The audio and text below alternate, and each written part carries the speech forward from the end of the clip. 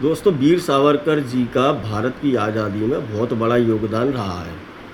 उन्होंने अपने भाई के साथ मिलकर 1904 में अभिनव भारत नामक एक संगठन बनाया, जिसका मेन मकसद ये था कि भारत में एक सशस्त्र क्रांति होना चाहिए, जिसकी दम पे हम अंग्रेज़ों को यहाँ से खदेड़ सकें।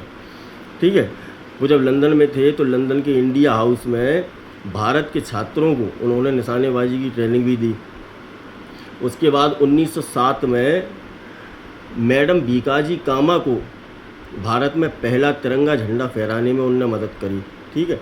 अब 1857 में जो क्रांति हुई थी दोस्तों, तो उनने अपनी किताब the Indian war of independence 1857 उसमें लिखा कि अंग्रेज, जिसके पहले कि अंग्रेज जिसको एक मात्र छोटा सा सैन्य विद्रोह मान रहे थे, तो उन्होंने ये साबित कर दिया कि ये भारत का पहला आज़ादी का संग्राम था, जिसने युवाओं को और ज़्यादा प्रेरित किया। दोस्तों, अब सुनना सावरकर जी के बारे में आप। और उनको 2 जन्मों की सज़ा दी गई दोस्तों, 2 जन्मों की। किस बेस पे? अंग्रेज़ों के खिलाफ साजिश करने पे और नासिक के कलेक्टर जैक्सन की हत्या की साजिश पे।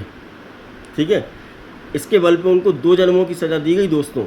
और कौन कौन अंग्रेज़ों से मिला हुआ था, ये सब लोग बहुत अच्छे तरीके से जानते हैं। सब लोगों ने सावरकर जी का विरोध किया था मिल के।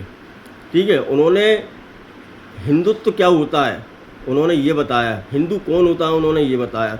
उन्होंने कहा कि जिसकी पितृभू फादरलैंड भारत है, वो हिंदू है। ठीक है दोस्तों, अब सुनना।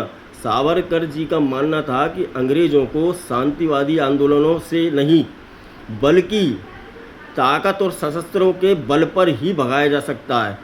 उनका कहना था कि देश की रक्षा के लिए हिंसा गलत नहीं है।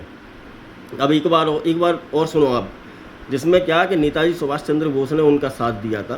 सावरकर जी का तर्क था कि इस आंदोलन से देश में अराजकता फैलेगी। कौन से वाले आंदोलन से? जो महात्मा गांधी ने 1942 में चलाया था कि भारत छोड़ो आंदोलन, क्विट इंडिया मूवमेंट जिसको बोला जाता है। तो उन्होंने कहा कि इस आंदोलन से अराजकता फैलेगी इस देश में। तो बोले कि इसका असर ये होगा कि अंग्रेज इसका फ़ायदा उठा लेंगे और भारत का पार्टीशन कर देंगे। वही हुआ, जैसा महात्मा गांधी चाहते थे वैसा ही हुआ। इन सब लोगों ने विरोध किया और इनने कहा कि जो हमारे देश के नौजवान हैं दोस्तों, उनको ब्रिटिश आर्मी में शामिल होना चाहिए, ताकि उनको लड़ने का तरीका पता लग सके कि कैसे लड़ा जाता है। युवा बहुत प्रेरित होते थे उनसे। और नेताजी सुभाष चंद्र बोस ने भी उनका इस बात पे समर्थन किया था दोस्तों। लेकिन सिर्फ और सिर्फ गांधी जी की वजह से बंटवारा हुआ, सब कुछ हुआ। मात्र केवल एक ही व्यक्ति, 2-3 व्यक्ति ऐसे थे, नेहरू हो गए, जिन्ना हो गए, गांधी जी हो गए, जो देश का बंटवारा चाहते थे। समझ में आया आपको? ये थे हमारे वीर सावरकर, जिन्होंने देश के लिए इतना, देश की आज़ादी के लिए, अंग्रेज़ों को भगाने के लिए इतना बड़ा योगदान दिया है। जिस आदमी को 2 जन्मों की सज़ा दी गई हो, सोचो उस जेल में उनके साथ इतनी यातनाएं उनने सही हैं, इतना कष्ट उन्हें सहा कि वही जानते थे वो।